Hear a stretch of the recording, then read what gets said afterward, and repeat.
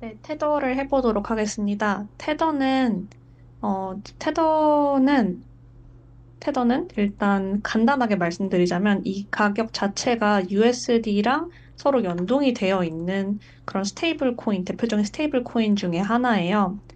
이거 같은 경우는 사실 생각보다 역사가 오래됐더라고요. 2014년 10월에 처음으로 발행이 됐고, 현재 기준 시가총액은 1,703억 달러, 그리고 이게 1달러랑 매핑이 되기 때문에 시가총액이랑 발행량이 거의 유사합니다.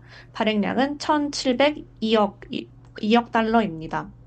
여기는 뭐 많은 암호화폐 회사들이 그렇듯이 사무실은 뭐 홍콩에 있고 이게 아일랜드 법인이 있고 그런 곳이고 여기랑 홍콩의 암호화폐 거래소인 비트파이넥스가 서로 맨 처음에 소유자가 같았어요. 네덜란드 출신 사람으로. 근데 현재는 일단 테더의 CEO는 다른 사람으로 변경된 상태입니다. 유통량 증가 속도가 매우 빠른 편이에요. 이게 보시면, 여기 표를 보시면 보이시듯이 2017년까지는 거래량 그리고 유통량이 그렇게 많지 않았는데, 이렇게 코인 거래가 많아지면서 같이 급증을 하기 시작해서 엄청 많이 올랐고요. 2018년만 해도. 그리고 근래에도 2025년 6월 30일만 해도 1,570억 달러였는데 지금은 9월 14일, 제가 조사했던 게 9월 14일이었는데 그때 기준 1,700억으로 고작 그 2개월 만에 130억 달러 정도가 추가로 발행이 된 상태였어요. 밑으로 좀만 내려가 주시면 요거는 앞서 말씀드렸듯이 USD랑 1대1 비율로 교환해 준다는 거를 표방을 하고 있는 코인인데 1테더가 1달러랑 같이 이걸 패그되어 있다고 표현을 하더라고요. 그래서 1달러 가치를 지니고 있고 이 1테더를 어떻게 1달러로 가치를 지니고 있다고 얘기를 할 수 있느냐? 1달러 상당하는 가치의 예치금을 갖고 있다고 얘기를 하고 있어요. 그런데 이 가치의 구성은 이게 예금으로 보유될 수도 있고 채권일 수도 있고 다른 무언가일 수도 있고 그리고 또 여기에 쓰여 있는 말 중에 하나가 만약 즉시 지급 가능한 자산이 없을 경우 상환이 지연될 수 있다라는 무서운 얘기도 같이 하고 있습니다.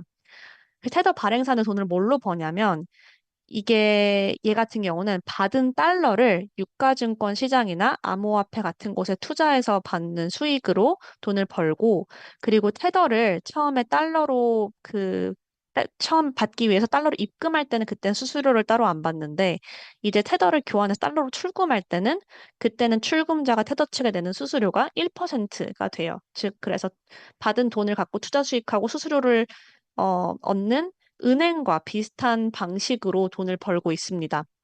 그러면 이제 과연 얘네가 진짜로 1대1로 교환 가능한 능력을 갖고 있냐가 되게 궁금해질 수 있는데 일단 얘네가 자기네 홈페이지에서 주장하고 있는 바는 모든 토큰은 화폐랑 1대1로 매칭되고 유보금이 100% 이를 뒷받침한다고 주장은 하고 있어요.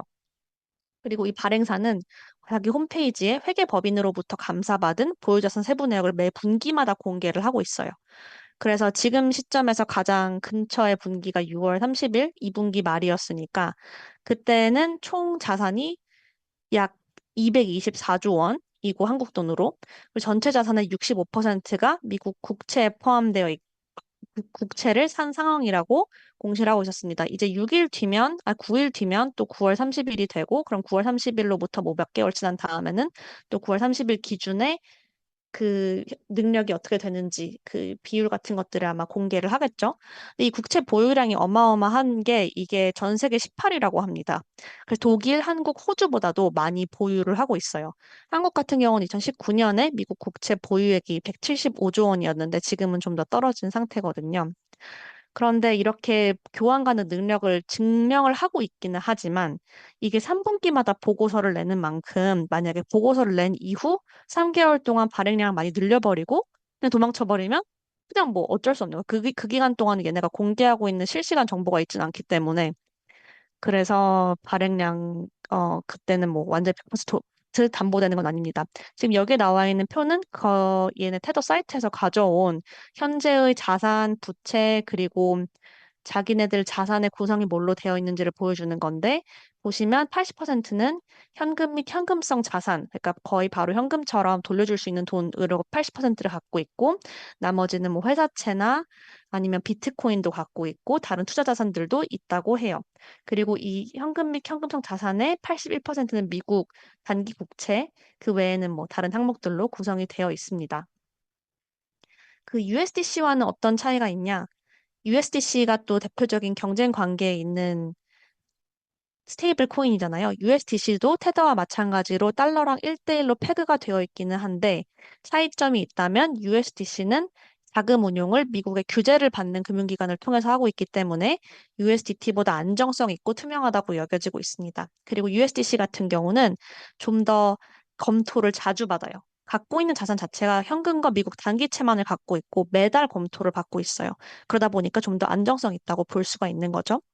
아래로 내려가 주시면 그럼 이 코인의 기회는 어떤 것이 있고, 그리고 좀만 더 아래로 내려가 주시면 여기에서 위험은 어떤 게 있냐?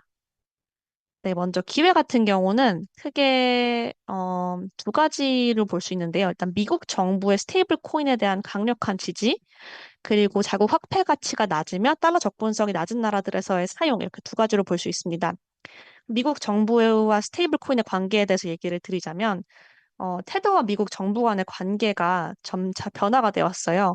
사실 초기에는 미국 정부는 테더를 포함한 모든 스테이블 코인을 되게 싫어했고 이를 규제의 대상으로 봤어요. 왜냐하면 내가 달러를 발행하는 나라인데 이 달러와 관련된 화폐를 내가 관리도 할 수 없는데 얘네가 달러랑 연관된 걸 팔아? 게다가 그 당시만 해도 이 테더가 지금은 미국 국채를 많이 갖고 있지만 예전만 해도 중국 국채를 많이 샀었대요. 그러다 보니까 자기네가 규제해야 되는 나라인 중국 국채를 사는 데다가 자기들이 발행하는 코인과 관련된 화폐다 보니 되게 스테이블 코인을 규탄하고 싫어했었는데 트럼프 정부 들어서 테더를 포함한 스테이블 코인에 대해 되게 강력한 지지를 보이기 시작했어요. 왜 그러냐면 전 세계적으로 미국 국채에 대한 수요가 떨어지고 있어서 미국이 원하는 방식의 정책을 펼칠 수 없는데 이 스테이블 코인 회사가 미국 국채를 사주는 큰 손으로 급부상했기 때문이에요.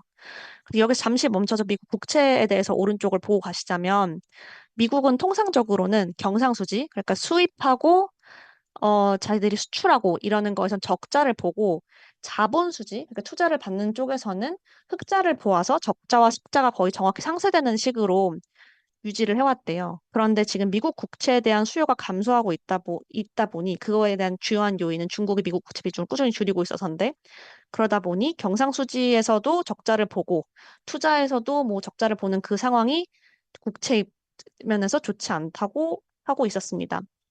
근데 이런 미국의 상황과 맞물려서 또 테더는 똑똑하게 주요 준비금 구성을 미국 단기채로 변경을 했습니다. 예전에는 사실 18년경에는 아까 앞서서 그 홍콩에 있는 거래소 비트파이넥스랑 같은 사람이 이거를 운영하고 있었다 얘기 드렸는데 그때만 해도 이 비트파이넥스에 자신들이 받은 돈을 대여해 주는 등 되게 위험한 자산에 투자를 하기도 했었어요. 그런데 이게 이렇게 점차 시간이 지나면서 준비금의 체질을 보다 안정성 있고 안전한 자산으로 개선을 해왔던 거죠. 그래서 18년 정도만 해도 자신들이 진짜로 준비금이 충분히 있는지를 보여달라는 요구에 대응을 안 했었어요. 그런데 요새는 이거를 회계법인으로부터 그 검토도 받고 그리고 그 내역을 공개를 하고 있는 식으로 우리가 좀 더 안전해졌다는 거를 대외적으로 얘기를 하고 있습니다.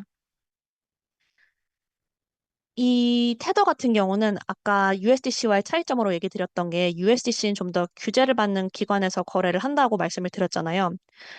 그리고 테더는 반면에는 그렇지는 않았었는데 그러다 보니 USDC가 좀 더 미국의 지금 지니어스법 여러 가지에 맞물려서 더 안전성 있다는 평가를 받다 보니 얼마 전 9월 12일에 테더에서 이런 걸 발표를 했어요. 우리가 미국 규제를 받는 스테이블 코인인 USAT를 발행을 하겠다라고 얘기를 했어요. 얘도 USDT 테더랑 똑같은 달러 연동 스테이블 코인인데 차이점이 있다면 이 USAT는 미국의 지니어스법을 준수하는 방식으로 설계할 예정이래요.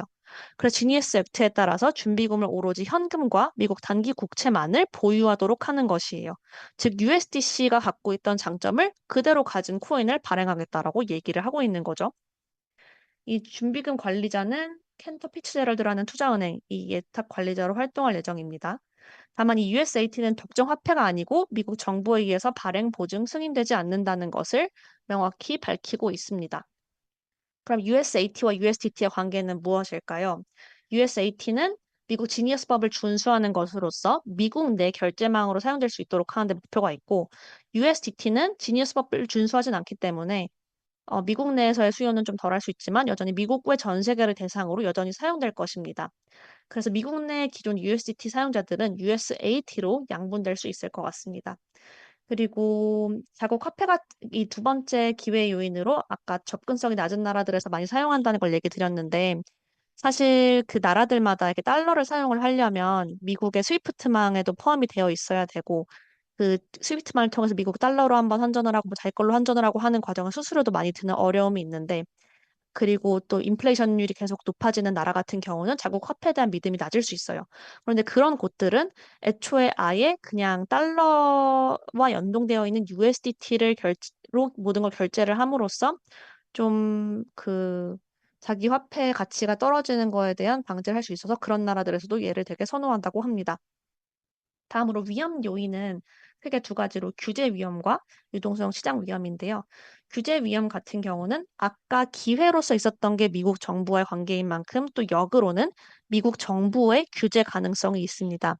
현재는 스테이블 코인 기업들이 미국 국채를 사주기 때문에 미국이 선호를 하고 있는데 이렇게 스테이블 코인이 활성화될수록 그리고 미국 국채를 많이 살수록 미국 입장에서 불리한 면모도 존재해요. 왜냐하면 지금 미국은 이 달러 스위프트 결제망을 통해서 다른 나라를 제재하고 있기도 하거든요. 예를 들어서 2022년에 그 러시아가 우크라이나를 침공을 했더니 그때 이거에 대한 보복으로 러시아 주요 은행들을 스위프트 결제망에서 배제했어요. 그러면 러시아는 달러 결제를 포함한 국제 금융 거래에 완전히 그 순간부터 갑자기 다 차단이 되는 거거든요. 그래서 돈을 받아야 됐던 것도 못 받게 되고 그런 완전히 국제 거래에서 배제되는 그런 상태가 발생을 해요. 뭐 그것 때문에 요새 중국이 그 위안화를 기반으로 한 스위프트망을 열심히 만들고 있죠. 테더와 같은 스테이블 코인이 활성화될수록 스위프트 결제망 배제가 더 이상 제재 수단으로 작동하지 않을 수 있습니다. 만약에 스위프트망이 안 되면 스테이블 코인으로 사버리면 되니까. 그런 게 또 그렇기 때 이런 상황들이 있기 때문에 미국이 지금은 되게 스테이블 코인에 우호적이지만 언제 또 태도를 바꿔서 스테이블 코인 싫어라고 할지는 알 수 없는 겁니다.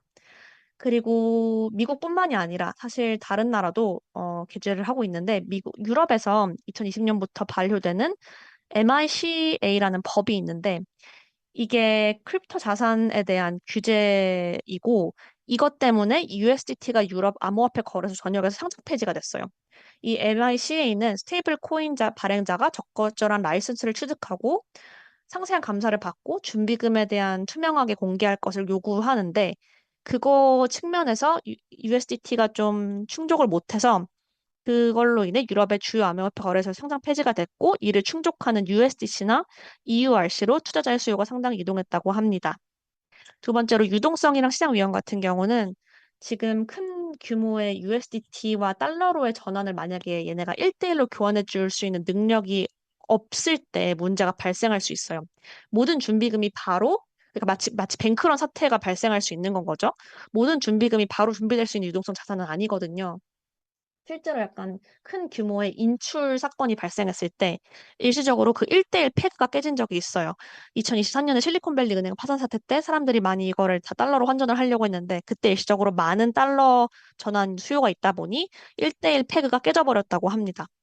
또한 이런 규제적 요소 같은 거, 뭐 유럽의 MICI 발효로 인한 그 상장 철폐 같은 걸로 인해서 큰 규모의 금액을 달러로 전환해 주게 되면 마찬가지로 1대1 패드가 깨질 수 있습니다. 그렇게 깨지게 되면 더 신뢰성이 떨어져서 더 많은 전환을 요청을 받게 되고 그러면 여기는 연쇄적으로 돈이 계속 빠져나가는 악순환에 빠지게 될 수도 있죠.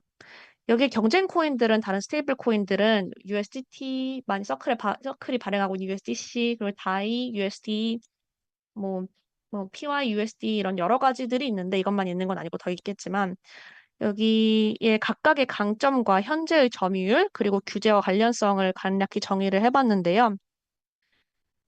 가장 시장 점유율이 높은 거는 테더입니다. 그리고 그 다음으로는 서클이 요새 지니어스법 이후로 많이 부상을 했죠. 그리고 다이가 있고 USD 그리고 페이팔에서 발행한 PYUSD가 있습니다. 그 USDC와 PYUSD 같은 경우는 규제를 받고 있고 미국 중점의 코인들이고요. 그리고 나머지는 아직 그런 규제 대상은 아닌 상태입니다. 그리고 스테이블 코인 자체가 이 자체의 가격은 발행사가 보유한 준비금으로 뒷받침될 뿐, 다른 경쟁 코인의 가격이 이거에 영향을 미치지는 않아요. 다만, 그렇다 보니, 현재 그 주가가 현재 코인 가격이 얼마인지, 다른 경쟁 코인과의 경쟁 자체는 가격이 큰 중요함은 없겠지만, 발행사의 주가는 이거에 영향을 받을 수 있을 거예요. 테더의 발행사는 지금 상장되어 있지 않고, 이 중에 상장되어 있는 거는 뭐 페이팔, 그리고 USDC의 그 상장 발행사인 서클 이렇게 두 가지입니다. 그래서 그러다 보니 서클은 이 가장 큰 경쟁자가 테더다 보니까 테더의 이용량 증감에 주가 영향을 많이 받고 있어요. 실제로 얼마 전에 서클 주가가 급락했던 적이 있었는데 그 요인 중에 하나가 테더가 이 USAT를 발행하겠다는 걸 발표해서였습니다. 그래서 서클에 투자하려면 가장 큰 경쟁사인 테더의 동향을 되게 면밀히 살펴봐야 되고요. 저는 그러다 보니 종합의견에서는 USD 자체에 대한 투자 여부는 기술하지 않았고요. 그보다는 지금 저희가 다 관심을 갖고 있는 서클에 대해서 한번 봤어요. 서클은 주식 투자를 할지 여부 확인을 위해서 가장 큰 경쟁자인 테더가 어떻게 하고 있는지 계속 봐야 될 텐데, 현재 2024년 대비 2025년에 USDC의 점유율은 꾸준히 올라가고는 있습니다. 미국 내에서는 송금 결제 시장 점유율이 44%로 USDT를 앞섰다고 해요. 지금 안전성 때문에 각광을 받고 있는 건데, 문제는 뭐냐? 주 수입원 95% 이상이 미국 단기채에서 발생하는 이자 수익이에요. 그리고 지금 미국이 계속 금리를 내릴 거란 얘기를 하고 있죠. 그러다 보니까 서클의 이익 기반 수익은 지금 감소할 수밖에 없습니다. 미국 금리가 내려갈 것이 예상이 되면서. 이 이익의 증감이 이자율이 높아지는 것과 그 서클이 얼마나 많이 유통이 돼서 이 서클의 규모 자체가 늘어날수록 살 수 있는 단기채도 늘어나니까 그럼 이자 수익이 더 늘어나는 이 두 가지 영향을 받게 되는데 그거 외에는 사실 이게 서클이 갖고 있던 장점이 안전성 있고 지니어스법에 준수한다는 거였는데 지금 그거를 그대로 갖고 있는 똑같은 그 장점을 갖고 있는 USAT가 나오게 된다면 그러면 그걸로 이 사용량이 양분되는 데다가 금리가 낮아지면 결국은 USDC 입장에서는 계속 이익이 감소할 수밖에 없는 문제가 있죠. 다만 서클의 장점은 뭐 다른 제조업체 같은 것과는 달리 드는 비용 자체는 많지 않다고 합니다. 그리고 이런 위험이 있기 때문에 서클은 지금 다양한 전략을 펼치고 있어요. 첫 번째로 사업 다각화, 그리고 블록체인을 론칭을 했고, 또 미국의 어떤 뭐 뱅크 라이선스에 지원을 했어요. 사업 다각화 같은 경우는 네트워크를 론칭을 해서 여러 그 금융기관이 스테이블 코인 기반 결제 시스템을 도입하도록 해서 거래 수수료 수입을 노리고 있고, 그리고 두 번째 같은 경우는 아까 그 재민님께서 이더리움 발표하시면서 얘기하셨던 게 이더리움이 돈을 벌고 있는 방법 중에 하나가 이더리움을 이용하도록 해서 그 거래 수수료를 받고 있는 거를 얘기를 하셨는데, 딱 테더도 원래는 이더리움이나 트론 기반으로 거래를 하고 있었어서 그 거래 수수료를 계속 지불을 하고 있었어요.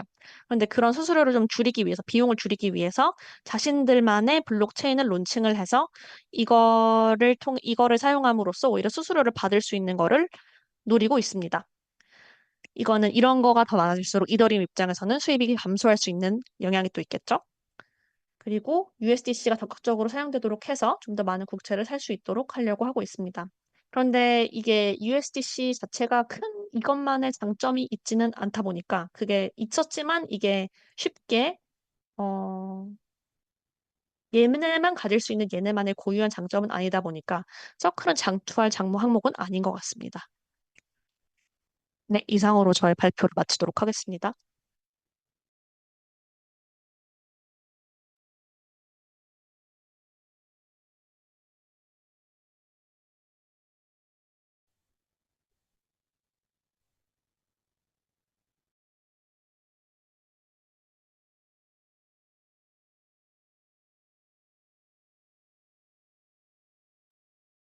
그 이유 같은 거는 제가 찾아봤는데 이게 근래 140달러까지 올라갔었거든요.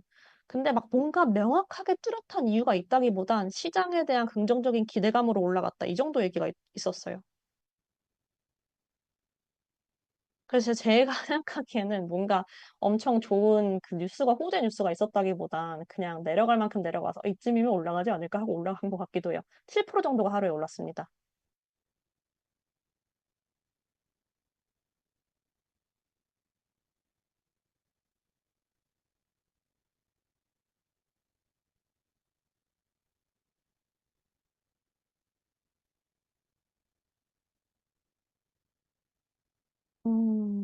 차트를,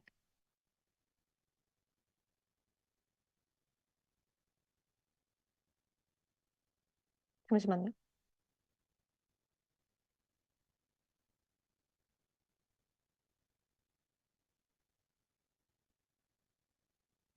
저의 주식창을 켜고 있는데, 잠시만요. 서클은, 아,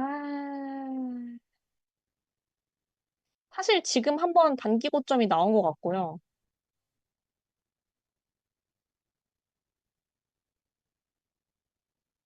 단기 고점이 나왔지만, 아직 저는 훨씬 마이너스 상태여서 지금 팔지는 못하겠지만, 이성적으로는 지금 좀 팔고 수익 챙겨놨다가, 다시, 다시 한, 뭐, 120 정도 가면 더 사서, 음, 또 150 정도에 팔고 하면 좋지 않을까 싶습니다.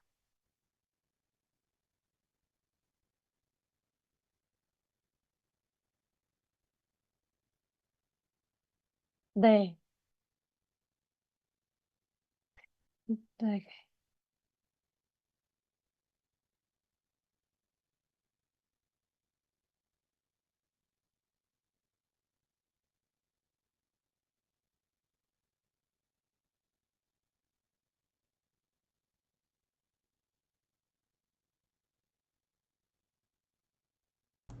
그게 수익 되게 모델을 중요한, 다각화하고 있는 거가 잘 될 것 같아. 그게 되게 중요한 부분일 것 같은데, 사실 지금 얘네가 노리고 있는 사업 다각화나 블록체인을 통한 수익 같은 것도 다 단기적으로 빨리 큰 반등이 일어날 수 있는 부분들은 아닌 것 같아요. 음. 왜냐하면 계속 뭐 이런 코인 기반 결제 시스템을 만들려는 노력은 되게 예전부터 있었지만, 그게 실질적으로 되고 있는 곳들은 많지 않잖아요. 그게 유의미하게 뭐 많이 있는 것도 아직은 없고. 근데 얘네 사고 다각화 모델 중에 하나가 그런 거다 보니까 이게 현실화 되는 데는 시간이 좀 걸릴 것 같습니다. 그리고 USAT의 도입이 되게 큰, 위험 요소인 것 같아요. 원래도 테더가 더 사용이 많이 됐었는데, 거기에 더해서 지니어스 법을 준수한 USAT를 론칭을 한다? 그러면 그게 실질적으로 론칭됐을 때 USDC는 오히려 감소할 수 있을 것 같아요. 가격이 하락할 수 있을 것 같아요. 그래서 USAT의 론칭 시점이 정확히 언제인지 계속 모니터링 해봐야 될 것 같아요. 그렇다 그러면 서클의 매수매도 전략은 어떻게? 서클은, 아까 말씀드린 대로 제 소견에는 지금은 일단 한 더 내리면 매집을 해야 될 것 같습니다. 지금은 살 건 아닌 것 같고. 지금은 살 건 아니란 얘기는 거꾸로 생각하면은 내가 평단가가 높다고 한다 그러면 여기서부터가 상승의 모멘텀이 있다고 생각하는 게 아니라 하락의 모멘텀이 발동을 할 것 같다. 이 생각을 한다 그러면은 지금 앞전보다는 올라갔으니까 여기서 손절치고 손절한 돈으로 밑에서 줍는 거는 그런 전략을 펼쳐야 되는 거 아닌가? 맞아요. 그게 이성적으로는 맞다고 생각하는데, 음. 근데 그렇게 했다가 아예 얘를 까먹어 버릴 것 같아서 그냥 계속 있을까 하고 있어요. 갖고 있다가 오히려 내려가면 더 테스님은 어때요? 어떻게 운영을 하는 게 좋을 것 같아? 아, 저도 똑같이 지금 마이너스 구간이기도 하고, 또, 어, 지금 떨어지는다고 저도 생각이 돼서 어떻게 해야 될지 잘 모르겠습니다.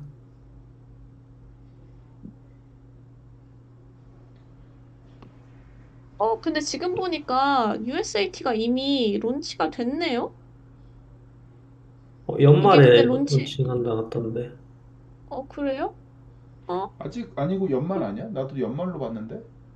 그렇게 봤는데 음. USAT 프라이스라는 코인마켓캡에 그게 있는데, 아, 들어가 보니까 0으로 나오네, 가격이. 아, 그냥 미리 만들어둔 건가 봐요. 재민님, 서클은 어떻게 하면 좋을 것 같아요?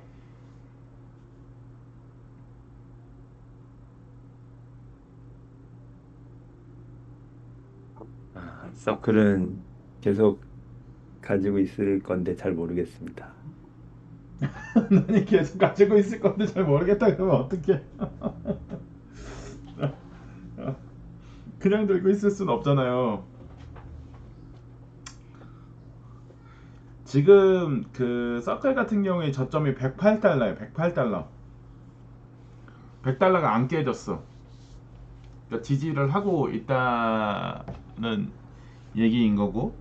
그리고 최근에 이제 108달러 기준에서 지금 오늘 뭐 지금 본 거에 보면 144달러 이 정도 가격을 유지를 하고 있는데 5일선하고 11선, 21선이 어떤 흐름을 보이고 있는 것 같아요?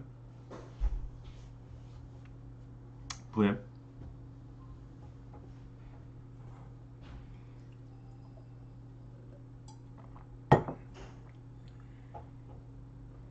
5일선이 21선을 뚫고 올라갔습니다.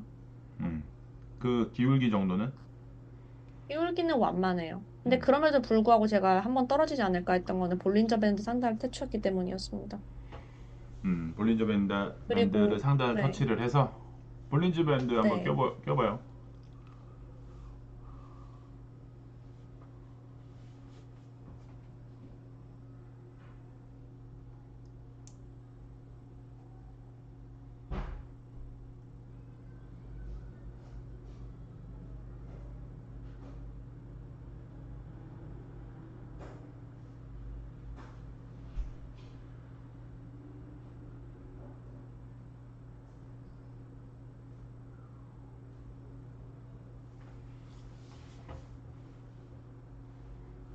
아까 뭘로 검색했을 때 저기 여기 있다. 볼린저 밴드 밑에 있네.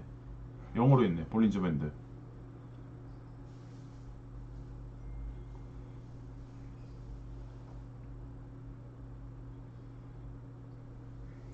상단을 터치하긴 했는데 벌어진 거에서 어때? 벌어진 거는 뭐 예전에 엄청 높게 벌어졌을 때 대비는 수렴하는 모양새긴 한데 음, 또 이게 그 유나이티드 헬스케어 그때 코인베이스 그때 저희가 매집할 음, 음, 때 음, 수렴했던 것만큼 수렴했냐 하면 그건 또 아닌 상태죠. 음, 그래서 약간 단기 상승 구간, 단기 고점이라고 생각했던 거예요. 그래서 뭐 아니, 한 다음 다시 내려갔다가 이렇게 한번 수렴하고 다시 올라가지 않을까. 음, 왜냐하면 지금 상태에서 USDC 입장에서 큰 호재가 따로 없어서. 음. 그러면은 추미할 이미 돈은 있고? 투매할 돈이요? 음. 아니 그 지금 얼마 전에 코인베이스 산 거 조금 올랐으니까 팔았어 좀. 아, 나는 그렇게 이제 보진 않고 지금 떨어진다고 베팅을 한다 치면은 내일 이제 150 그러니까 144에서 150 사이 구간에서의 일부를 매도를 하고 그 유보금 음, 예수금을 가지고 들고 있다가 떨어진다고 베팅을 한다 그러면 140불 이하에서 사는 걸로 매수를 걸어 놓는 게 그게 음, 전략적으로 유효하지 않을까. 왜냐면 예수금이 한정돼 있는데 계속 떨어질 거 생각하는데 떨어졌어. 근데 예수금은 없어. 그러면 살 수가 없고. 근데 음, 어쨌든 수량도 감소를 해야 물탄 거에 효과가 빠르게 오는데 맞아요.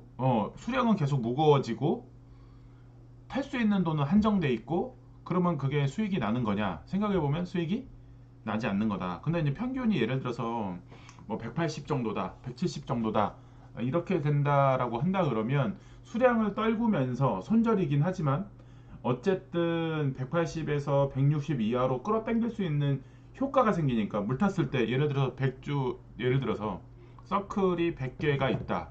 근데 이거를 차츰차츰 일부 160까지 상승하면서 뭐 5개든 얼마든 떨어뜨려서 80개까지 떨어뜨려. 그러니까 20%를 떨군 거지. 그런 상태에서 20% 떨군 돈을 가지고 하방으로 떨어진다고 했었을 때 125불 정도, 130불 뭐 요 정도 사이에서 추매를 20불 떤 걸로 추매를 한다 그러면 충분히 나쁘지 않지 않을까. 왜? 평균 150불에서 팔아서 130불에 사. 그러면 20불의 차익이 생기니까 손실 난 것도 있지만 한편으로는 싸게 샀으니까 20불의 수익이 난 거가 있으니까 그렇게 해서 전체 계좌가 조금은 플러스가 되면서 회복할 수 있는 여지로, 그리고 탈출할 수 있는 평단가로 수렴할 수 있지 않을까? 그런 식의 전략이 필요할 것 같고, 그리고 어느 근데 순간에 그 어, 이렇게 궁금한 게 제가 막 저는 이게 단기 고점일 거라 생각한다고 말씀을 드렸지만 음, 그렇게 생각해서 만약에 팔았는데 음. 만약에 이렇게 일부를 팔았는데 만약에 단기 고점이 아니라 그저 더 올라갈 지지대였으면 그럼 그땐 어떻게 해야 되나요? 아니 그러니까 20%만 판다 이거지. 아, 나머지 그럼 있으니까 그걸로 이익을 보고 그렇지.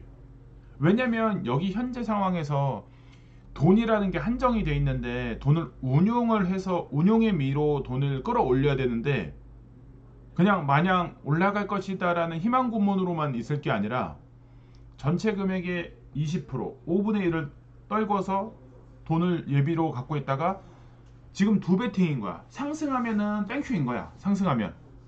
그래서 평단가 내 평단가까지 가까이 가면은 좋은데 80%가 가까이 갈 거니까 그거 손절 친 거가 아쉬울 게 아니라 어쨌든 종국에는 플러스만 되면 되는 거니까. 그런데 거꾸로 내려갔을 때 살 돈이 있느냐를 생각해 보면 살 돈이 없어. 떨어진 것까지 좋은데. 근데 20%를 팔았기 때문에 예수금이 생겼잖아. 그렇게 되면 내가 판 가격보다 150불에 팔아서 130불에 들어간다 하면 나쁘지는 않을 수 있다. 그런 생각이 또 드는 거고, 지금 뭐 마카롱이 얘기한 것처럼 테슬라를 팔아서 서클을 사야겠다. 이것도 맞는 거야. 왜? 지금 봐봐. 서클 인터넷에서 테슬라로 가봐. 테슬라 지금 고점이야.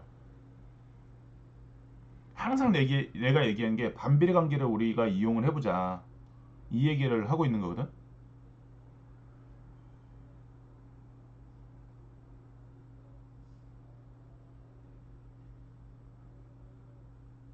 테슬라 어디 갔니?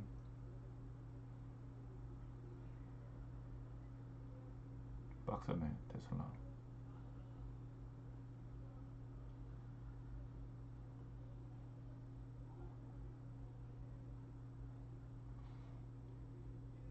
테슬라 어때? 단기 고점 아니야? 네. 어. 그럼 여기서 한번 정리해야 되는 거 아니야?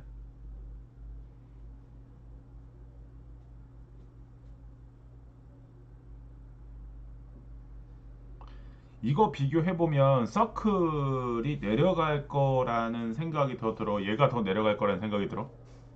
테슬라도 어, 내려갈 것 같아. 그거는 테슬라를 정리하는 게 맞지 않아? 근데 이제 자금을 더 많이 확보한다는 얘기는 테슬라 팔고, 그리고 서클도 아까 전에 얘기했던 것처럼 150에서 160불 사이 구간으로 해서 손절 치면서 뭐 원하는 대로야. 20%를 정리를 하든 10%를 정리를 하든 거기서 총알을 준비를 해 놓는 게 맞지 않나. 그러면서 근데 여기서 중요한 게 뭐냐면 서클 수량을 줄여야 물 탈 때 효과가 커진다. 근데 수량이 많으면 많을수록 이게 아무리 물 타도 효과는 좀 떨어진다. 그래서 이제 그런 것들도 한번 생각을 해보는 게 좋지 않을까 생각이 들어요. 자, 지금 테슬라 VM이랑 테스랑 서클 151불에, 아니 테스는 151불에 21주면은 걱정할 일도 아니고 VM도 168에 22주면 아 이거 걱정할 일 아닌데? 나는 이거 180불까지는 좀 수월하게 가지 않을까 이런 생각을 하긴 하는데 180불. 그러니까 지금 현재 상황에서는 내가 봤을 때는 168불이고 151불이고 한다면 테스 같은 경우에는 지금 144불이니까 155불에 일부 매도를 걸어 놓는 것도 방법 중에 하나다.